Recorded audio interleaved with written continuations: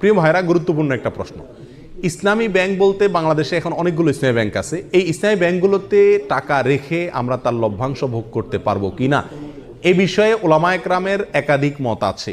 কিছু ওলামা একরামের গবেষণা অন্তে তারা বলেন যে ইসলামী ব্যাংকগুলো আমাদের দেশের পরিসরে কেন্দ্রীয় ব্যাংকের অধীনে থাকতে হয়, দেশের প্রচলিত নিয়মকানুন মেনে চলতে হয়, যার কারণে এবং অনেক ক্ষেত্রে সদিচ্ছার অভাব বা ঘাটতি থাকার কারণে পরিপূর্ণ ইসলামিক না।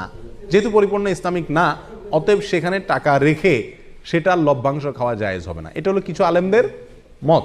এর বিপরীতে অন্য ওলামা একরাম বলেন, যেহেতু আমাদের সমস্ত ইসলামী ব্যাংকগুলোর শরিয়া বোর্ড আছে এবং সে শরিয়া বোর্ডে গ্রহণযোগ্য ওলামা একরাম বসে আছেন, তাদের দায়িত্ব হলো এটা ইসলামী পদ্ধতিতে চলছে কিনা মনিটরিং করা, পরামর্শ দেওয়া।